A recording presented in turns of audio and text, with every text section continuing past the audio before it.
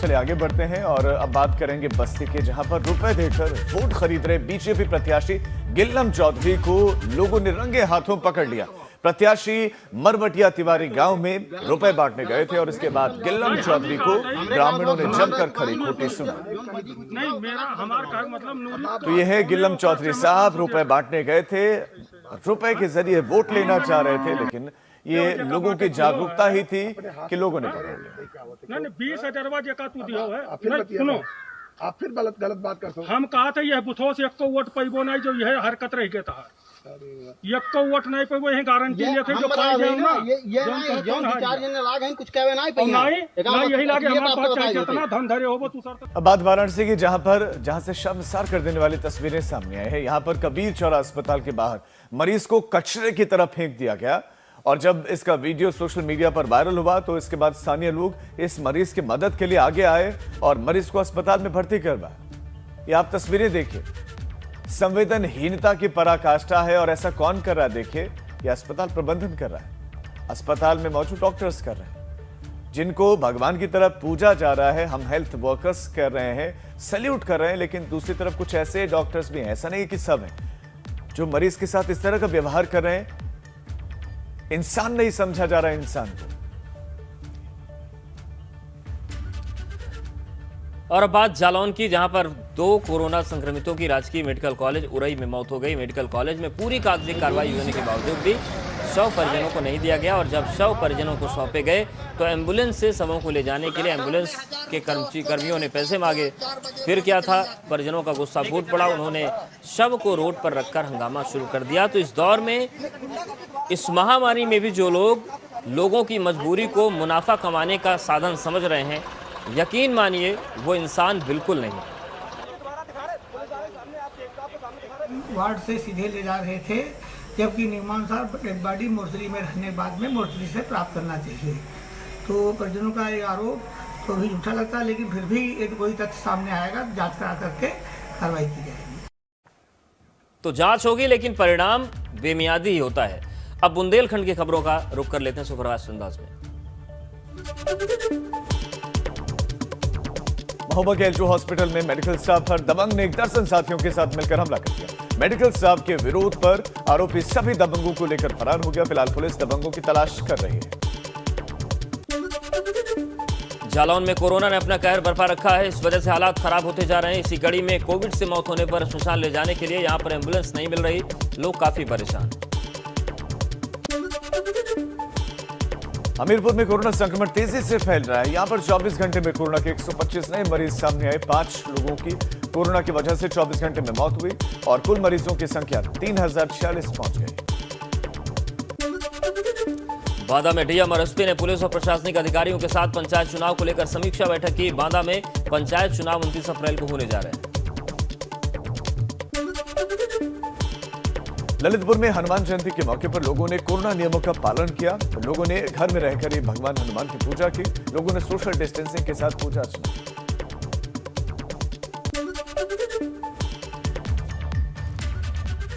जी हाँ, तो सुपरफास्ट अंदाज में आपने ये खबरें देखी, अब आगे बढ़ते हैं। बिल्कुल, और बात करते हैं मुजफ्फरनगर की, जहां कोरोना के बाद हालात बद से बदतर नजर आ रहे हैं। यहां पर नई मंडी श्मशान घाट समिति के अध्यक्ष संजय मित्तल की बातें होश उड़ा देने वाली हैं।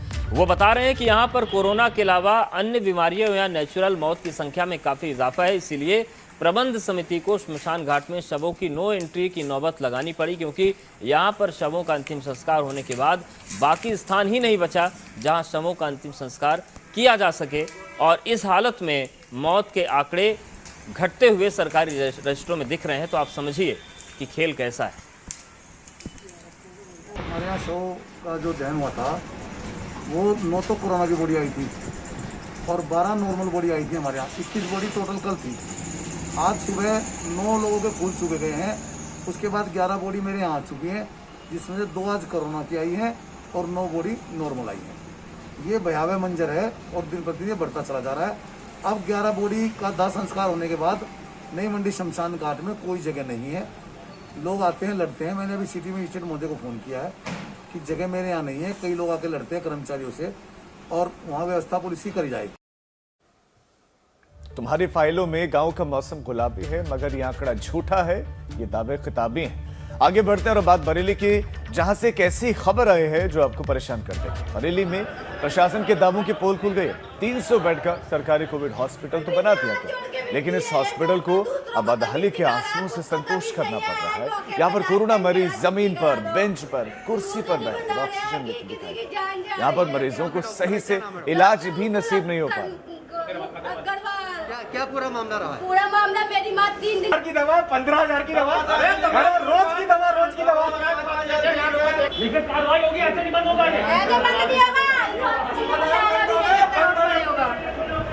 ड्यूटी चुनाव में लगी थी, जिसके कारण वो कोरोना से संक्रमित हो गए, जिसके कारण हमने 20 अप्रैल को हमने उन्हें मैंने एक हफ्ता पहले अपने छोटे भाई को यहाँ एडमिट कराया था विनायक हॉस्पिटल बरेली में। उस समय हमें नहीं बताया गया था कि ऑक्सीजन की शॉर्टेज होगी या नहीं होगी। एडमिट किया था। आज बिना किसी कारण बताए हुए सबको, जो भी पेशेंट थे हमारे भाई से, सभी लोगों को यहाँ से डिस्चार्ज कर दिया गया। सब लोग जिंदगी और मौत से जूझ रहे हैं और परेशान हैं। तो शायद इन लोगों को पता नहीं है कि ऑक्सीजन की कमी की बात कहेंगे तो संपत्ति जब्त हो सकती है। शाहजहांपुर की बात कर लेते हैं। आउटसोर्सिंग मेडिकल स्टाफ का कलेक्ट्रेट में प्रदर्शन देखने को मिला। उन्होंने जिलाधिकारी से मुलाकात कर ऐलान किया कि अगर उनकी मांगे नहीं मानी गई तो वो भूख हड़ताल पर बैठ जाएंगे। स्टाफ ने डीएम से न्याय की गुहार लगाई।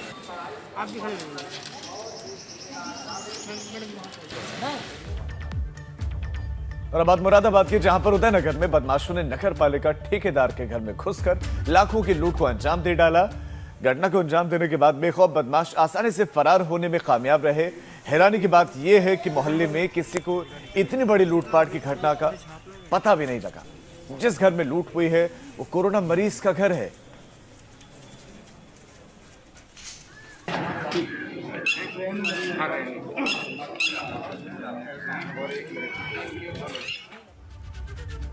और चलिए अब पश्चिमी यूपी की खबरों का रुख कर लेते हैं सुपरफास्ट अंदाज में। चलिए शुरुआत करते हैं। मेरठ में बढ़ते कोरोना वायरस के बाद सांसद राजेंद्र अग्रवाल ने मुख्यमंत्री योगी को पत्र लिखा। पत्र को लेकर राजेंद्र अग्रवाल ने कहा कि इस बार जो स्थिति है ऐसी स्थिति कभी नहीं रही। अधिकारी प्रयास तो कर रहे हैं लेकिन वो नाकाफी साबित हो रहे हैं। आगरा में एक अस्पताल में हंगामा हो गया। यहां पर मरीज की हालत बिगड़ते देख तीमारदारों ने हॉस्पिटल के डॉक्टर और कर्मचारियों के साथ मारपीट की। इस दौरान तोड़फोड़ भी की गई। इस हमले में कई डॉक्टर और कर्मचारी घायल हुए।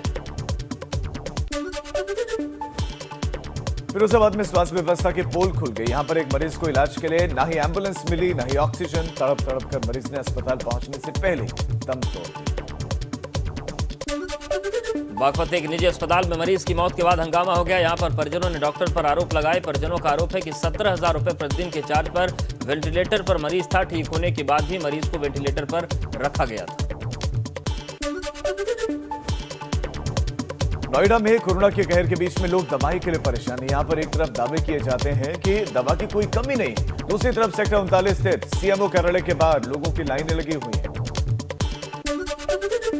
गाजियाबाद में रेमडेसिविर इंजेक्शन के कालाबाजारी करने वाले 3 आरोपियों को गिरफ्तार किया गया। इनके पास से पुलिस ने 70 रेमडेसिविर इंजेक्शन बरामद किए और अब पुलिस इनसे पूछताछ कर रही है।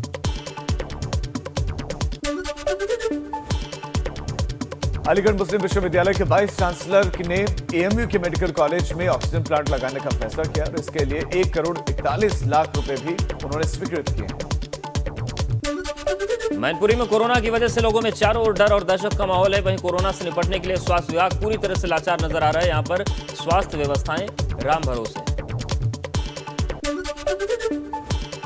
तस्करी कर लाया गया 15 लाख का गांजा बरामद हुआ। पुलिस ने 4 लोगों को गिरफ्तार किया और एटा एसएसपी उदय शंकर सिंह के निर्देश पर एसओजी की टीम और मारहरा थाना पुलिस ने यह कार्रवाई की। कासगंज में चुनावी रंजिश को लेकर खूनी संघर्ष हो गया। इस दौरान आधा दर्जन से अधिक लोगों को गंभीर रूप से चोटें आईं। वहीं पुलिस ने मामले में 2 लोगों को हिरासत में लिया है। पश्चिमी यूपी की खबरें सुपरफास्ट अंदाज में आपने देखी। अब आगे बढ़ते हैं और अब बात उत्तराखंड की करते हैं। उत्तराखंड में कहने को तो ये देवभूमि है जहां देवों की कृपा रहती है, मगर इन दिनों तो सिर्फ और सिर्फ स्वास्थ्य विभाग की कृपा की जरूरत है। वो पहाड़ जो देश भर के लोगों को साफ स्वच्छ हवा देते हैं, वहीं पर लोग हवा यानी कि ऑक्सीजन के लिए तरस रहे हैं। उत्तराखंड में कोरोना से मचे हाहाकार की कुछ बड़ी बातें आपको बताते हैं। प्रदेश में अभी भी कोरोना के मामले बढ़े हैं। पिथौरागढ़ में संक्रमित मरीजों की संख्या 398 पहुंच गई है। बड़कोट में 35 नए केस आए हैं, जबकि 45 साल से कम उम्र के 31 केसेस बड़कोट में आए। बागेश्वर की बात करें तो यहां पर कोरोना की वजह से एक और मौत हो गई है। एक और मौत बागेश्वर में कोरोना की वजह से हुई है। बागेश्वर में कोरोना से कुल 20 मरीजों की अब तक मौत हो गई है। तो देहरादून की बात करें, लापरवाही देखने को मिली है। कर्फ्यू का सख्ती से पालन नहीं करवा पा रहे, चौकी इंचार्ज लाइन हाजिर किए गए, ये स्थितियां हैं। दूसरी तरफ ये भी आरोप लग रहे हैं कि अस्पतालों में बेड तो हैं, लेकिन वो माननीयों के लिए रखे गए हैं कि इमरजेंसी में कोई माननीय फोन कर दे तो वो बेड उनको दे दिया जाए। तो रिजर्व कर, इस तरह के आरोप हैं कि रिजर्व करके रखे जा रहे हैं, यानी कि आम लोगों को नहीं दिए जा रहे, लेकिन माननीयों के लिए रखे जा रहे हैं, ऐसे आरोप। और इस मुसीबत ने सभी ने अपना अपना प्रोटोकॉल बना रखा है। किसी ने रेड टेप तो किसी ने लूट का। उत्तराखंड में महामारी के दौरान एम्बुलेंस संचालकों की मनमानी साफ देखी जा रही है। एम्बुलेंस के माध्यम से शवों को अंतिम संस्कार पर ले जाने के लिए कालाबाजारी शुरू हो गई है। दून अस्पताल में कई घंटों से डेड बॉडी के इंतजार में बैठे परिजनों ने आरोप लगाया कि उनसे 10,000 से लेकर 16,000 तक की डिमांड की गई। इतना ही नहीं, परिजनों का यह भी आरोप है कि उनको रात के 3 बजे दवाइयां लेने के लिए मेडिकल स्टोर पर भेजा गया। मरीजों के तीमारदार को बताया गया कि अस्पताल में दवाइयां नहीं है, लेकिन जब तक वो मेडिकल स्टोर से वापस आए तब तक उनके मरीज की मौत हो चुकी थी। तो सवाल यह है कि दवाइयां जा कहां रही हैं? जब सरकार ये दावे कर रही है, प्रशासन दावा कर रहा है कि दवाइयों की कोई कमी नहीं है, तो फिर दवाई खा कौन रहा है? अभी तो ये बोल रहे हैं कि भाई हमें 16,000 रुपये चाहिए, कभी बोल रहे हैं 10,000 रुपये चाहिए, कभी बोल रहे हैं कि हम तुम्हें लाश नहीं देंगे, कभी बोल रहे हैं कि लाश को पैक कराओ खुद, कभी बोल रहे हैं कि अंदर डॉक्टर से पर्ची बनवा के लाओ। मतलब उलझा रखा है, लाश नहीं दे रहे, बॉडी नहीं दे रहे, डेड बॉडी। अब सुबह से ये टाइम हो गया, आप टाइम देख सकते हैं कि क्या टाइम हो रहा है, ठीक है। अब तक बल्कि बॉडी फूक जानी चाहिए थी, है ना, सारा काम फाइनल हो जाना चाहिए था, बल्कि अब तक बॉडी नहीं मिली हमें।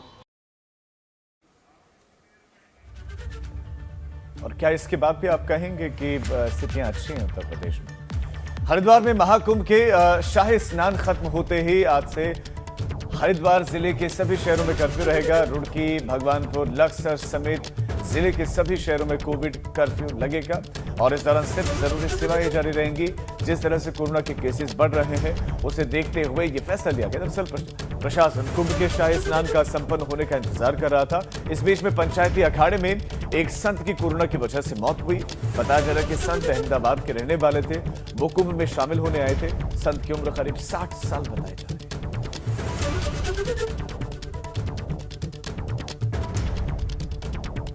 तो महाकुंभ खत्म, अब कर्फ्यू शुरू। और इस बीच में कोरोना के बढ़ते हुए केसेस के बाद अब ये निर्णय भी लिया गया, प्रतीकात्मक कुंभ को रखा गया पहले ही, और अब कर्फ्यू लगा दिया गया, यानी कि सिर्फ आवश्यक सेवाएं ही जारी रहेंगी। जरूरी सेवाओं की ही आपूर्ति होगी, क्योंकि संतों की मौत भी कोविड के चलते हुई, कोरोना की वजह से हुई है। तो देखिए तस्वीरें, और महाकुंभ की ऐसी तस्वीर आपने कभी जीवन में देखी नहीं होगी। इतनी कम संख्या में साधु संत पहुंचे, प्रोटोकॉल का पालन हुआ, लेकिन जो जरूरी था वो हो गया। कुंभ के समापन के बाद कर्फ्यू लगा दिया गया है। उत्तराखंड में कोरोना के बढ़ते मामलों को लेकर राज्य सरकार ने प्रदेश के 7 स्थानों पर कोविड कर्फ्यू लगा दिया है। पुलिस की तरफ से एक तरफ जहां कोविड कर्फ्यू को लेकर सख्ती बरती जा रही है, तो वहीं ऐसे लोगों पर भी कार्रवाई हो रही है जो बेवजह अपने घरों से बाहर निकल रहे हैं। ऐसे लोगों को चालान किया जा रहा है। राज्य सरकार ने मास्क न पहनने वालों पर विशेष सख्ती बरतते हुए 500, 700 और 1,000 रुपए का चालान रखा है। लोगों को मुझे समझ नहीं आ रहा है कि लोग क्यों नहीं इस बात को रियलाइज कर पा रहे हैं कि संख्या इतनी बढ़ गई है कि मेडिकल व्यवस्थाएं चरमराने के कगार पर हैं, और बेड्स की प्रॉब्लम है, दवाइयों की प्रॉब्लम है, ऑक्सीजन की प्रॉब्लम है। ऐसे में भी उनको क्यों नहीं समझ में आ रहा है कि वो जो है अपना घर से बाहर न निकले। उनको ये जो 7 दिन का एक लॉकडाउन है, इसको इम्प्लीमेंट करने में हमारी सहायता करनी चाहिए। कोरोना की वजह से मौतों का आंकड़ा बढ़ रहा है। हल्द्वानी में हालात इतने खराब हो चुके हैं कि अंतिम संस्कार के लिए लकड़ियां कम पड़ गई।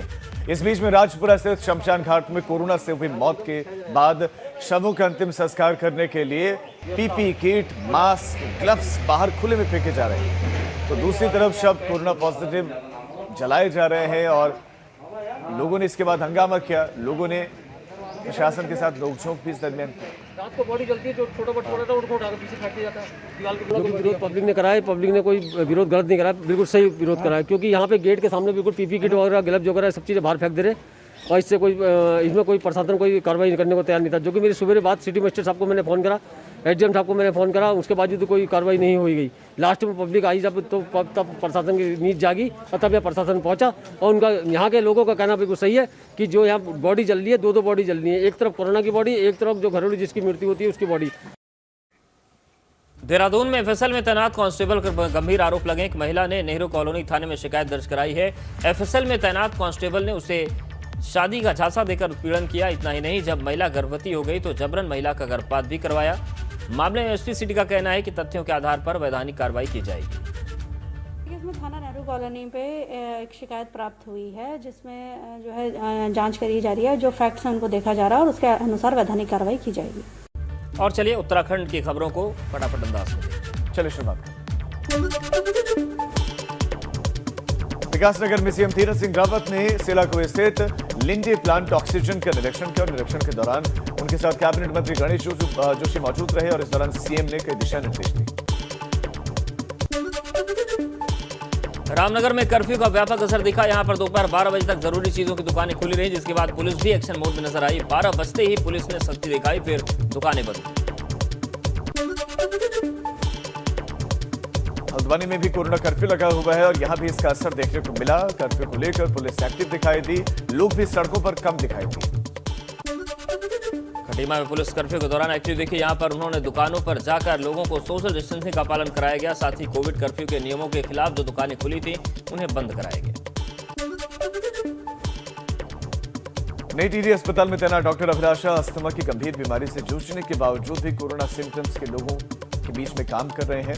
कोरोना वॉरियर हैं, 2007 से अस्थमा की बीमारी से खुद जूझ रहे हैं। मसूरी में एसडीएम ने अधिशासी अधिकारी के साथ मसूरी के उप जिला चिकित्सालय का निरीक्षण किया। साथ ही स्वास्थ्य विभाग के अधिकारियों को कोविड केयर सेंटर को लेकर किए जाने वाले सभी इंतजामों को पुख्ता करने के निर्देश दिए। रुद्रपुर के कोविड सेंटर में कर्मचारियों का धरना देखने को मिला। यहां पर उन्होंने अधिकारियों और आउटसोर्स कंपनी पर गंभीर आरोप लगाए। उन्होंने आरोप लगाते हुए कहा कि उनकी सैलरी से कटौती की जा रही है। सुंदा में हुए भूस्खलन में दबे 15 लोगों के शव अभी तक बरामद हुए हैं। चमोली के डीएम स्वाति एस भदौरिया ने बताया कि अभी तक बरामद हुए शवों की शिनाख्त हो चुकी है। सभी झारखंड राज्य के निवासी। देहरादून में एक महिला ने पुलिसकर्मी पर शारीरिक शोषण का आरोप लगाया है और महिला ने कहा कि आरोपी के खिलाफ सख्त कार्रवाई होनी चाहिए। वहीं पुलिस कानूनी पहलुओं पर कार्रवाई करने की बात कह रही है।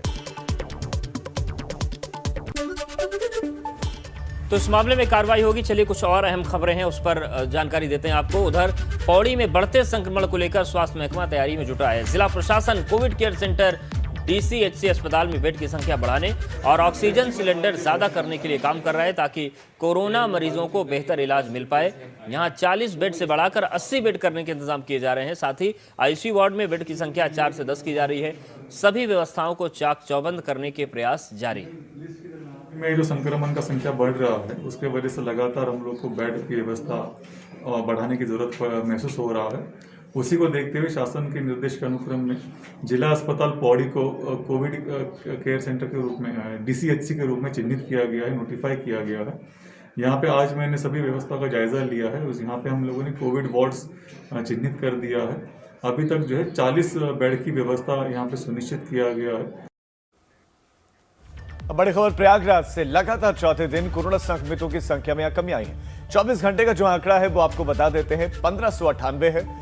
1598 नए मरीज मिले हैं। 24 घंटे में 18 कोरोना संक्रमितों की मौत भी हुई है और 1626 लोगों ने कोरोना को मात दी है, यानी कि रिकवरी रेट ज्यादा है। ये एक राहत देने वाली खबर की तुलनात्मक कमी आई है। लेकिन आने वाले दिनों में क्या यही पैटर्न जारी रहेगा, ये देखना जो है जरूरी है कि केसेस में कि लगातार कमी आती है या इक्का दुक्का दिन ये केसेस कम हो रहे हैं और फिर उछाल।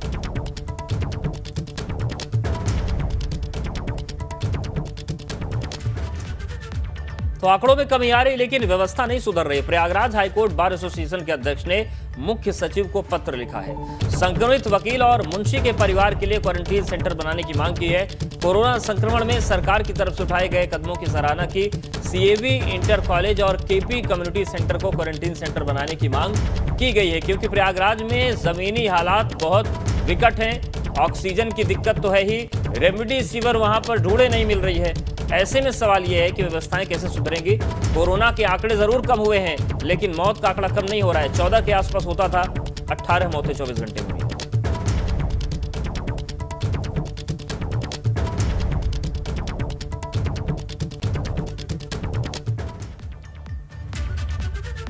अमेठी में मतपेटी लूटकांड का चुनाव आयोग ने संज्ञान लिया। पीठासीन अधिकारी और पुलिस की पिटाई पर थानाध्यक्ष जावेद इकबाल निलंबित कर दिए गए हैं। जायज थानाध्यक्ष भरत उपाध्याय को मोहनगंज थाने की जिम्मेदारी दी गई है और बहादुर चौकी इंचार्ज अवनीश चौहान जायज थाने के अब कार्यवाहक बनाए गए हैं। ये कार्रवाई की गई है, ये एक्शन हुआ है। तो ये बड़ी खबर आपको इस वक्त हम दे रहे हैं।